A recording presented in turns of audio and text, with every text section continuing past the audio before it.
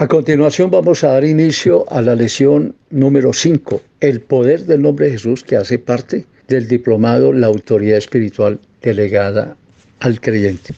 Cuando analizamos un poco respecto al contenido del capítulo 10, segunda de Corintios, versículo 3, 4, que dice, pues aunque andamos en la carne, no militamos según la carne, porque las armas de nuestra milicia no son carnales, sino poderosas en Dios para la destrucción de fortalezas, derribando argumentos y toda altivez que se levanta contra el conocimiento de Dios y llevando cautivo todo pensamiento a la obediencia a Cristo. En relación con la clase anterior, el poder de la palabra del Señor, cuando estudiamos y analizamos el poder del nombre de Jesús, nos referimos a la segunda arma de poder, pero es un arma de combate, un arma de ataque que Dios nos concede. Es muy diferente el concepto de la coraza con que el creyente debe vestirse, porque son 5 armaduras que corresponden a la protección del creyente, pero un creyente no debe estar todo el tiempo, no debe estar defendiéndose.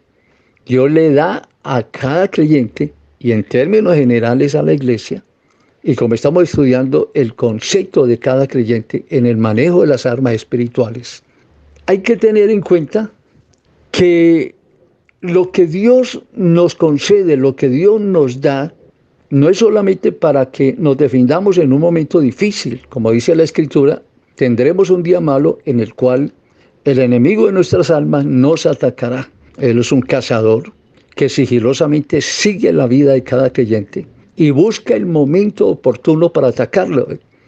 Prácticamente sus ataques son fulminantes, intempestivos y generalmente a traición. Pero también Dios nos da armas para enfrentarlo y vencerlo. Ya estudiamos en la clase anterior el poder de la palabra del Señor y hoy vamos a estudiar el poder del nombre de Jesús. Y ya estaremos preparándonos para la tercera arma de combate, que es el poder de la sangre de Jesucristo, que será la siguiente clase.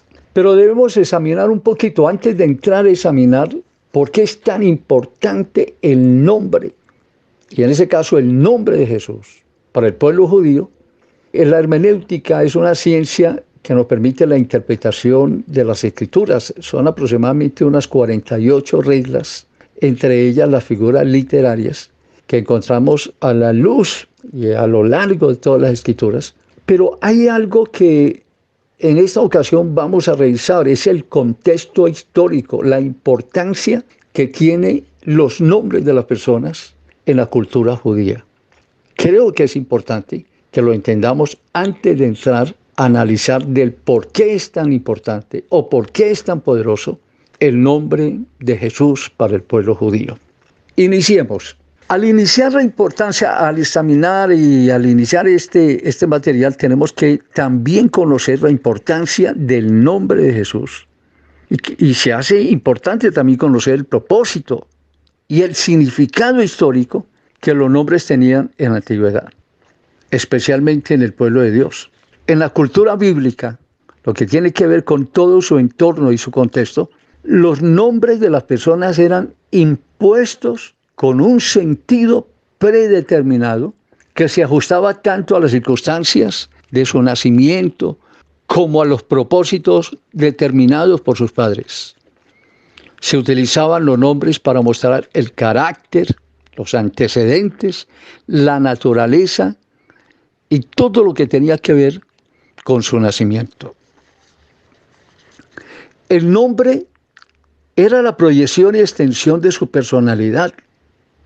El nombre tenía tal importancia que llegaba inclusive a influir poderosamente en la vida y carácter del mismo individuo, de tal manera que lo hacía uno con su propio nombre.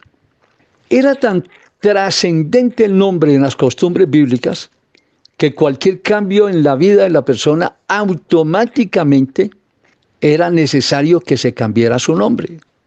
Lo más interesante de todo es que no solo este comportamiento era ejercido como una práctica meramente humana, sino que Dios mismo influía en tales cambios en relación con el pueblo de Dios. Dios cambió el nombre de Abraham por el de Abraham, padre de muchas naciones. Génesis 17:5. Cambió el nombre de Jacob, que significaba calcañar o suplantador, por el de Israel, príncipe con Dios. Génesis 35:10. Samuel provino como respuesta a la oración de su madre Ana. Eso lo encontramos en 1 Samuel 1:20. El nombre de Moisés fue debido a haber sido rescatado de las aguas por la princesa de Faraón.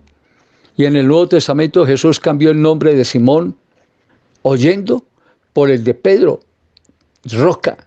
Juan 1:42. Como también es conocido el cambio de Saulo por el de Pablo en Hechos 13:9. El nombre de Jesús es una voz griega traducida del hebreo Jesúa o Yeshua, que significa Jehová salva. Es el verdadero significado del nombre de Yeshua. Otras variedades del nombre hebreo es Josué, Oseas. La gran molestia de los eruditos de la ley frente a Jesús era en parte precisamente debido a su nombre. Ese nombre lo identificaba directamente con el cielo y revelaba la naturaleza divina de Jesús. Ellos no lo aceptaban de esa manera. Su nombre lo hacía Dios mismo, conforme al contexto de la tradición judía de la imposición de los nombres. Jesús decía, yo he venido en nombre de mi Padre, Juan 5:43. También decía, he manifestado tu nombre a los hombres, refiriéndose a quien lo había enviado, y también lo daría a conocer aún. Y eso lo encontramos en Juan 17:26. Los rabinos sabían muy bien del texto de Moisés que decía, ese texto que escribió Moisés en Deuteronomio 18, del 18 al 19, él decía, profeta les levantaré de en medio de sus hermanos, como tú, y pondré mis palabras en su boca, y él les hablará todo lo que yo les mandare. Mas a cualquiera que no oyere mis palabras, que él hablare en mi nombre, yo le pediré cuenta. Repito el texto, Deuteronomio 18, 18, 19. Exaltación universal del nombre de Cristo. El apóstol San Pablo nos menciona acerca de la máxima exaltación que recibió el Señor Jesucristo por causa de su obra. Es un texto maravilloso, extraordinario. En algún momento he querido introducirme un poco en la doctrina mesiánica. La doctrina mesiánica tiene su origen en los judíos que se han convertido al cristianismo. Ellos tienen alguna confusión respecto precisamente al nombre. Ellos reclaman el nombre de Yeshua como el nombre verdadero del Señor y no aceptan ningún otro nombre mencionado, pronunciado por los diferentes idiomas en el mundo, por las diferentes naciones en el mundo. Pero cuando hablamos del nombre de Jesús, tenemos que entender que el nombre de Jesús es universal. El judío no puede reclamar ese nombre de Yeshua como el nombre propio y con el cual hay que invocar ese nombre en cualquier idioma del mundo. En español nosotros decimos en el nombre de Jesús. Cuando lo mencionamos en el nombre de Jesús en inglés, decimos in the name of Jesus. Y así sucesivamente en todos los idiomas del mundo. Pero en cada idioma donde se presente o se pronuncie el nombre de Jesús, traducido a cualquier idioma, tiene el mismo valor, porque es que el nombre de Jesús no lo puede tomar ninguna nación en particular, porque es un nombre universal. Tiene el mismo poder en cualquiera, invocado en cualquiera de los idiomas del mundo. El texto que voy a mencionar se encuentra en Filipenses 2, del 5 al 11, y uno de los textos más importantes que uno puede encontrar respecto al nombre del Señor, a la obra del Señor, a la importancia de su misión en este mundo. El texto dice, haya pues en vosotros este sentir que hubo también en Cristo Jesús, el cual siendo en forma de Dios, miren lo que dice, en forma de Dios. Dios tiene muchas formas. Cuando en el inicio Jesús tenía la forma de Dios y solamente hay un Dios, eso significa que Jesús siempre fue Dios. Cuando uno pregunta quién envió a Jesús a este mundo, pues Él mismo, pero en la forma de Dios, y la forma de Dios siempre fue históricamente espíritu, pero ahora tomaría cuerpo humano para cumplir la misión de salvación al ser humano. Y entonces dice, repito el texto, haya pues en vosotros este sentir que hubo también en Cristo Jesús. Se está refiriendo a Jesús, el cual, siendo en forma de Dios, tiempo pasado, como cosa a que aferrarse, no tomó como suma importancia el hecho de ser Dios, sino que se despojó a sí mismo de Dios, haciéndose obediente hasta la muerte y muerte de cruz. Tomó forma humana y estando en la condición de hombre se humilló hasta lo sumo, haciéndose obediente hasta la muerte y muerte de cruz. Y dice el texto que me interesa que estemos estudiando y nos centremos en él. Dice a continuación, por tanto Dios también lo exaltó hasta lo sumo y le dio un nombre que es sobre todo nombre, para que en el nombre de Jesús se doble toda rodilla de lo que hay o de lo que están en los cielos, o en la tierra, o debajo de la tierra, y toda lengua, refiriéndose a todos los países, las naciones del mundo, los idiomas del mundo, y toda lengua confiese que Jesucristo es el Señor para gloria de Dios Padre. Es decir, la forma que tenía Jesús históricamente. Y eso lo encontramos en Filipenses 2, del 5 al 11. El apóstol Pablo nos dice en ese texto que fue a causa de su muerte que le fue dado un nombre que es sobre todo nombre.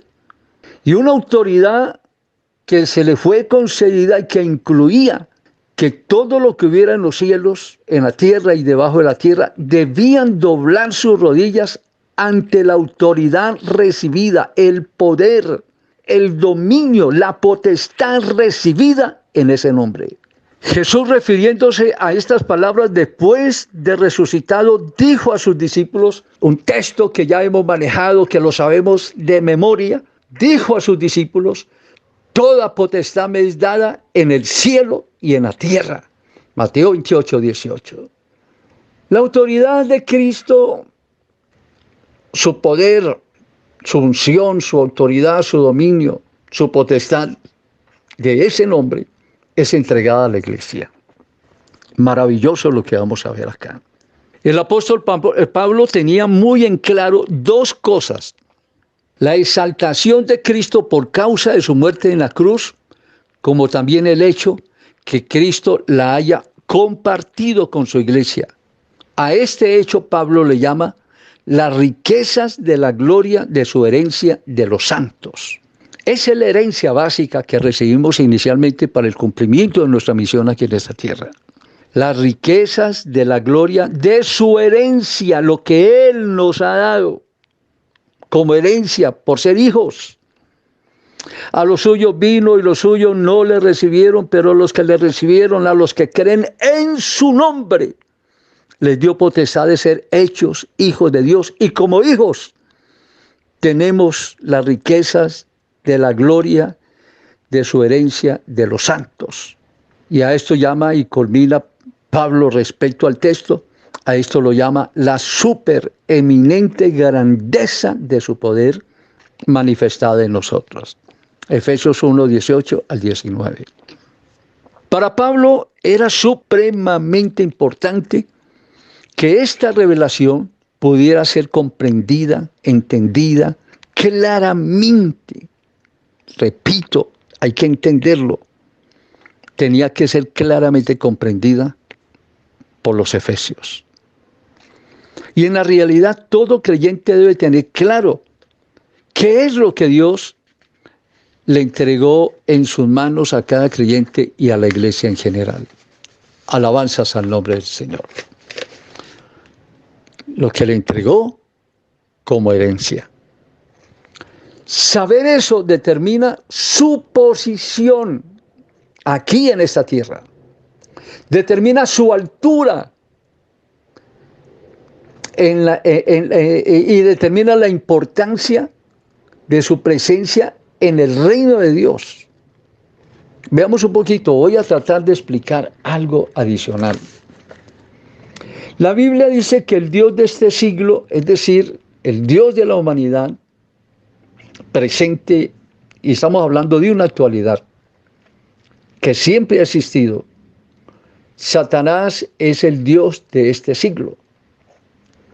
Pero si la iglesia hace parte de este siglo, si la Biblia menciona que Satanás es el padre de los hombres, que tiene control y dominio sobre la humanidad, ¿qué relación tiene su dominio, su poderío, su señorío en relación con la iglesia? ¿Cuál es su relación? Nosotros tenemos que entender que nosotros no hacemos parte de este mundo.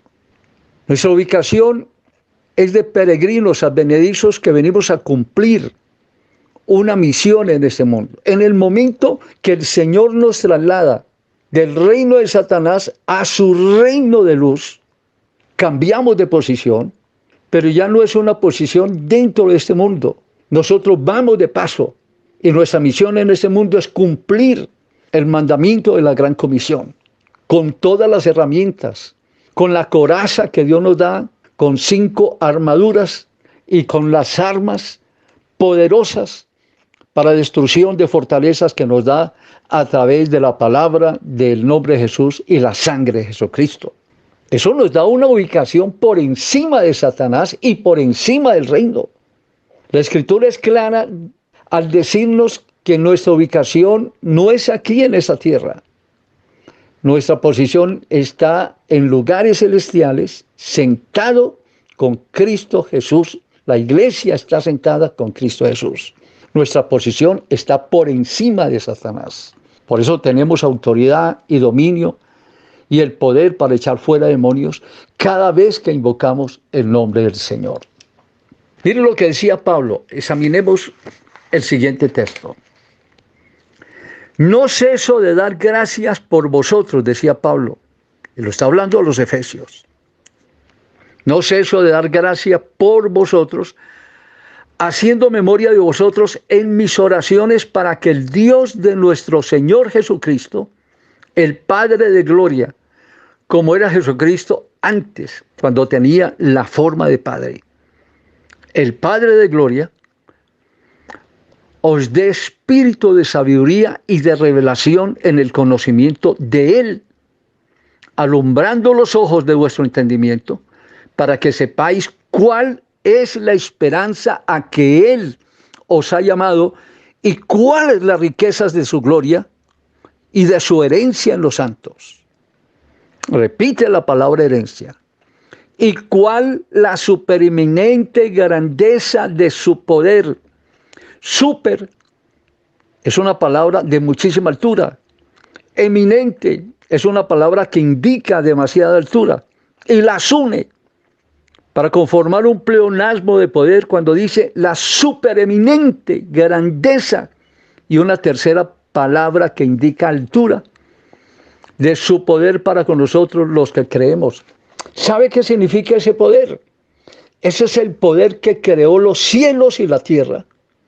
Ese es el poder de aquel que lo hizo todo para sí, que lo domina todo, que lo sujeta todo a través de su palabra. Ese es el poder del Dios, del único Dios grande y poderoso que creó este universo. Y lo sigue continuando según la operación del poder de su fuerza. Imagínense por un momento la fuerza de Él, la cual operó en Cristo, resucitándole de los muertos y sentándole a su diestra en los lugares celestiales, sobre todo principado y autoridad, sobre todo nombre que se nombre, no solamente en este siglo, sino en el venidero, y lo sometió todas las cosas bajo sus pies y lo dio por cabeza sobre todas las cosas a la iglesia.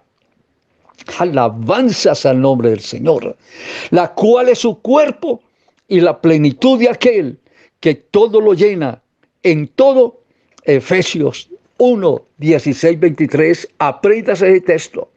Téngalo siempre pendiente y jamás olvidará la oposición que Dios le ha dado en este mundo y la que tendrá como herencia en la vida eterna. En ese importante texto de la Biblia podemos encontrar por lo menos 3 cosas.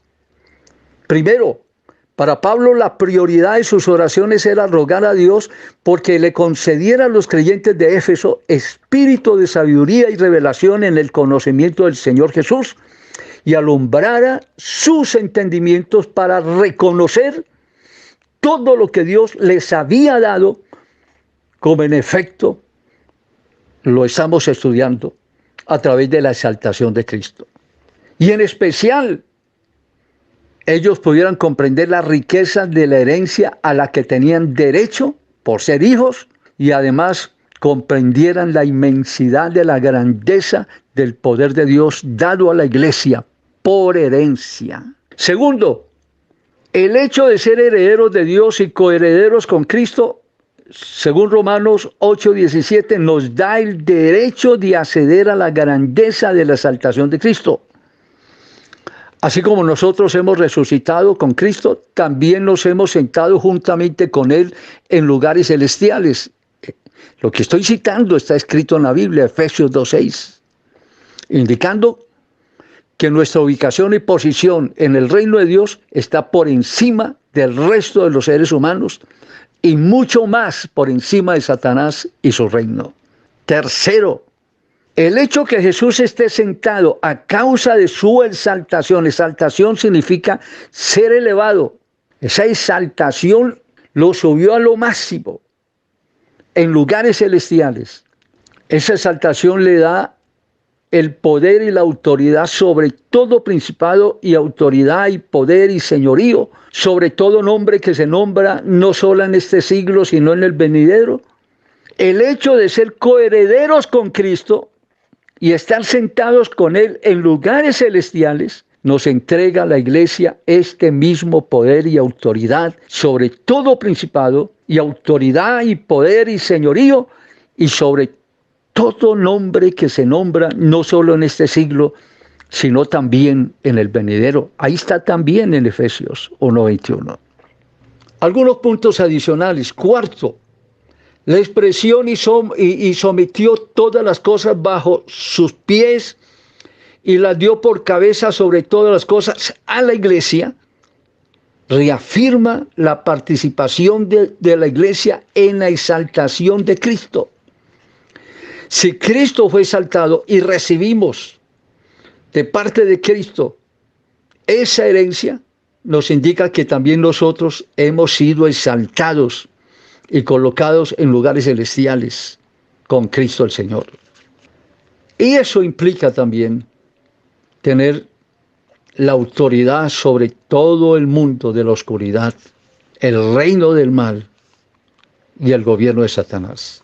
Esto indica que la autoridad del nombre de Jesús, recibida por la iglesia, hace parte de esa herencia que hemos recibido como hijos. La utilización del nombre de Jesús en la Gran Comisión. Examinemos un poquito. Lo más grande para el Señor se llama la Gran Comisión. Ya hemos examinado, hemos hablado sobre y seguiremos hablándolo. Que todo el proceso de la salvación tuvo 2 cosas. La obra de Cristo en la cruz del Calvario y quién la promulgara por el mundo. Si la obra de Cristo se hace sin sus discípulos, ya el mundo hubiera olvidado lo que sucedió, esos hechos portentosos en la cruz del Calvario, allá en el Calvario, eso ya hubiera pasado la historia. Pero ese grupo de personas que el Señor formó durante todo ese tiempo aproximado de 3 años, para el final los preparó, los capacitó, les enseñó, los soportó, los reprendió, los aconsejó, les indicó el camino. Todo ese trabajo que el Señor hizo de paciencia para al final enviarlos por todo el mundo a llevar este evangelio. Pero mire una cosa, ellos no se fueron a llevar únicamente el poder de la palabra, les da el poder del nombre de Jesús. Examinemos un poco esto. La utilización del nombre de Jesús en la Gran Comisión. Jesús les dijo a sus discípulos, miremos la Gran Comisión de Marcos, No la de Mateo que hemos venido estudiando, la de Marcos, estudiémosla. La gran comisión que escribió Marcos, interpretando las palabras del Señor ese día cuando los envió por todo el mundo. Dice, Marcos 16, versículo 16 al 18. Id por todo el mundo y predicad el evangelio a toda criatura. Y estas señales seguirán a los que creen.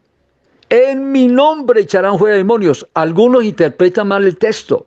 Escúcheme lo que interpretan muchos. No miran las comas. Y estas señales seguirán a los que creen. Algunos le dicen a los que creen en mi nombre. No, Señor. A los que creen. El solo hecho de creer a la palabra es una autoridad que también se recibe. Pero en este caso estamos hablando del nombre del Señor. El texto correcto se lee. Y estas señales seguirán a los que creen. 2 puntos. En mi nombre echarán fuera demonios. Repito, en mi nombre echarán fuera demonios. Hablarán nuevas lenguas. Si bebieren cosa mortífera no les hará daño. Sobre los enfermos pondrán sus manos y sanarán. En la que se menciona el nombre es cuando dice echarán fuera demonios. Y el texto completo dice en mi nombre echarán fuera demonios.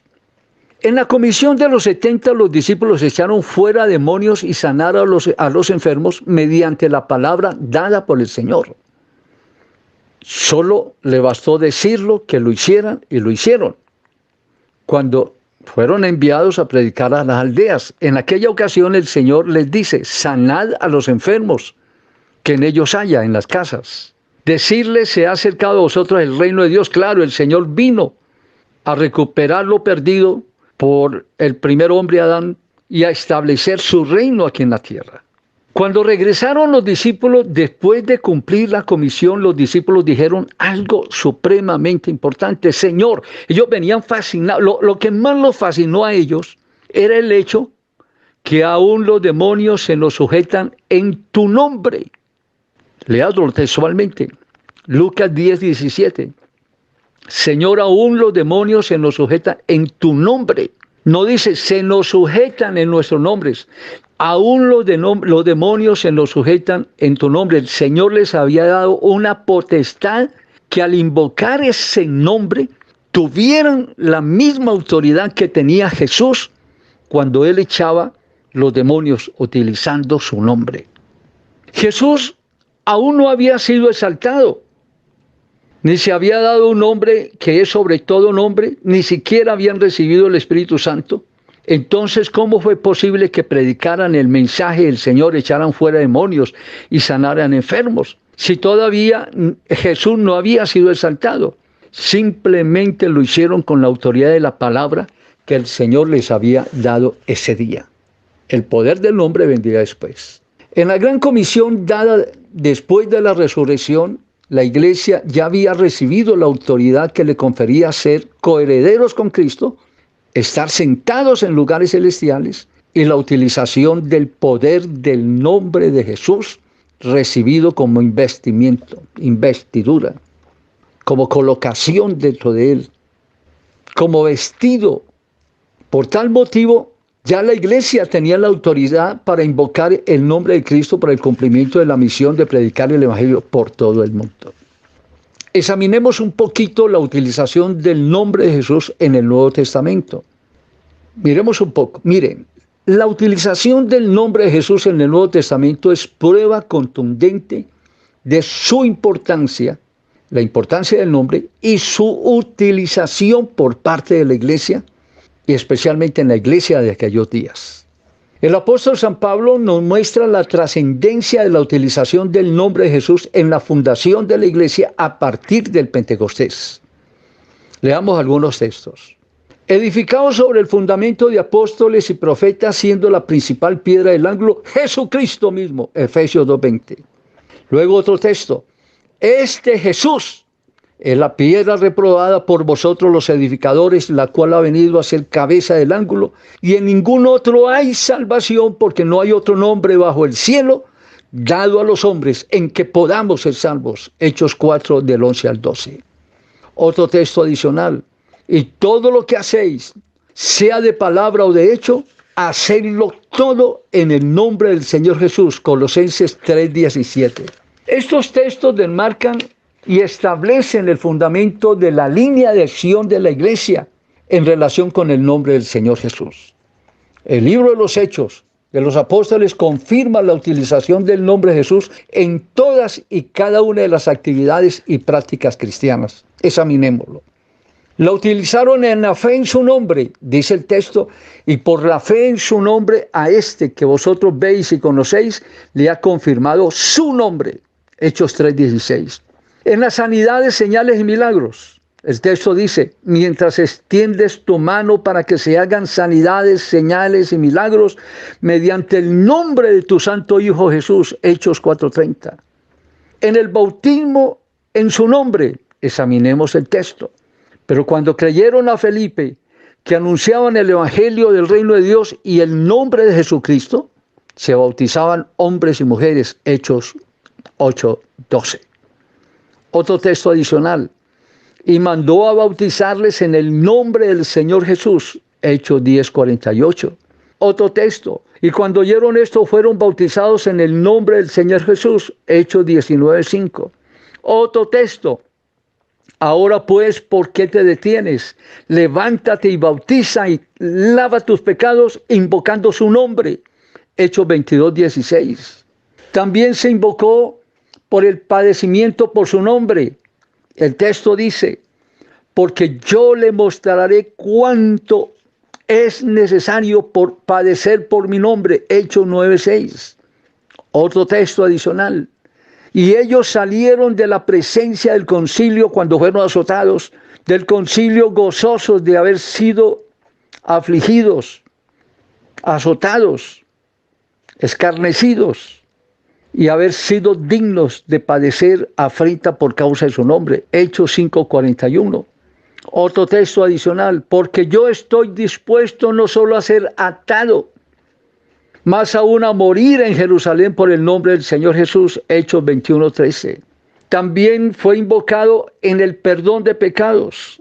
Examinen estos textos. De este dan testimonio todos los profetas, que en todos los que en él creyeren recibirán perdón de pecados por su nombre. Hechos 10:43. Texto adicional. Os escribo a vosotros, hijitos, porque vuestros pecados os han sido perdonados por su nombre. 1 Juan 2:12. También el nombre de Jesús fue utilizado para echar fuera demonios. El texto dice, te mando en el nombre de Jesucristo que salgas de ella, y salió en aquella misma hora. Hechos 16:18. También el nombre fue utilizado para magnificar a Jesús. El texto dice, y esto fue notorio a todos los que habitaban en Éfeso, así judíos como griegos, y tuvieron temor todos ellos, y era magnificado el nombre del Señor Jesús. Hechos 19:17. También fue utilizado el nombre del Señor para anunciar su nombre. El texto dice, para que mi nombre sea anunciado por toda la tierra. Romanos 9:17. El nombre de Jesús fue utilizado para salvación. El texto dice, el que invocare el nombre del Señor será salvo. Romanos 10:13. También fue utilizado en la disciplina del pueblo del Señor. El texto dice, en el nombre de nuestro Señor Jesucristo, reunidos, y el tal sea entregado a Satanás. 1 Corintios 5, del 4 al 5. También fue utilizado como embajadores. Y dice el texto, somos embajadores en nombre de Cristo. 2 Corintios 5:20. También fue utilizado para glorificar el nombre de Jesucristo. Y el texto dice, para que en el nombre de nuestro Señor Jesucristo sea glorificado. 2 Tesalonicenses 1:12. También fue utilizado en la sanidad. El texto dice, ungiéndole con aceite en el nombre del Señor Jesús. Santiago 5:14. También fue utilizado cuando fueron vituperados por el nombre de Cristo. Y dice el texto, si sois vituperados por el nombre de Cristo, sois bienaventurados. 1 Pedro 4:14.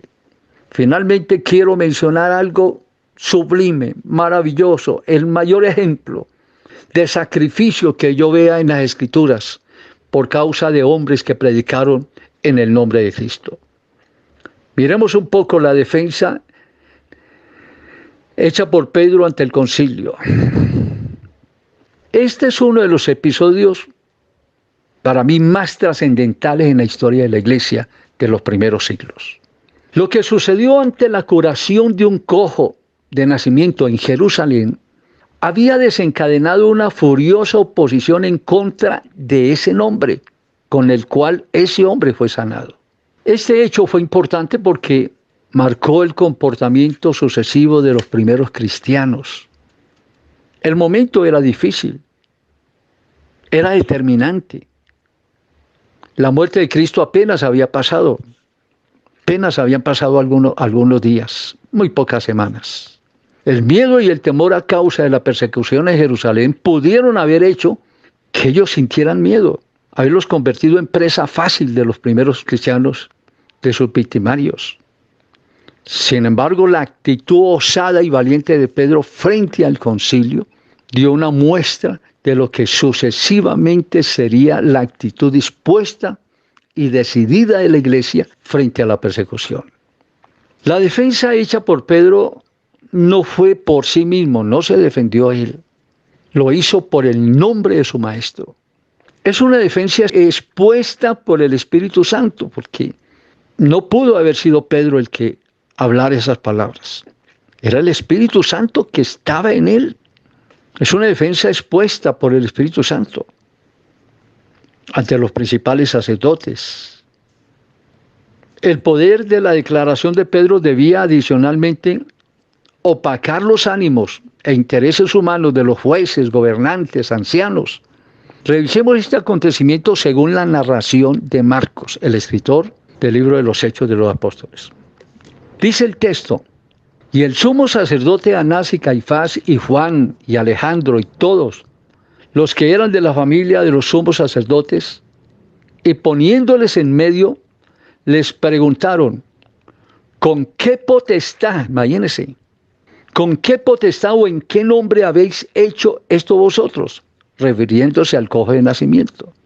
Entonces Pedro, lleno del Espíritu Santo, por eso se menciona que el que habló fue el Espíritu Santo, les dijo: gobernantes del pueblo y ancianos de Israel, puesto que hoy se nos interroga acerca del beneficio hecho a un hombre enfermo y de qué manera éste haya sido sanado, sea notorio a todos vosotros y a todo el pueblo de Israel que en el nombre de Jesucristo de Nazaret, a quien vosotros crucificasteis y a quien Dios resucitó de entre los muertos, por él este hombre está en vuestra presencia sano.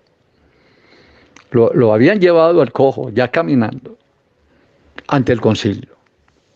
Era la evidencia con la cual pudieron haber acusado a Pedro y a Juan y haber proferido la orden de muerte para ellos. Pero mire lo que sigue diciendo: este Jesús es la piedra reprobada por vosotros los edificadores, la cual ha venido a ser cabeza del ángulo, y en ningún otro nombre que se nombre, en ningún otro nombre hay salvación, porque no hay otro nombre bajo el cielo dado a los hombres en que podamos ser salvos. Entonces, viendo el denuedo de Pedro, la autoridad del Espíritu Santo, el denuedo es la forma como lo hace. El denuedo de Pedro y de Juan, y sabiendo que eran hombres sin letras y estaban hablando a esa altura, reconocían que habían estado con Jesús. Entonces les ordenaron que salieran del concilio, llamándolos de nuevo, les intimidaron para que en ninguna manera hablasen ni enseñasen en el nombre de Jesús. Mas Pedro y Juan respondieron diciéndoles: juzgad si es justo delante de Dios obedecer a vosotros antes que a Dios, porque no podemos dejar de decir lo que hemos visto y oído. Hechos 4 del 6 al 20, extraordinario. Pedro les muestra que en el nombre de Jesús estaba plenamente manifiesta la obra de la redención efectuada por Cristo en la cruz, y que no existía otra forma de salvación sino en el nombre de Jesús de Nazaret. Dios les bendiga.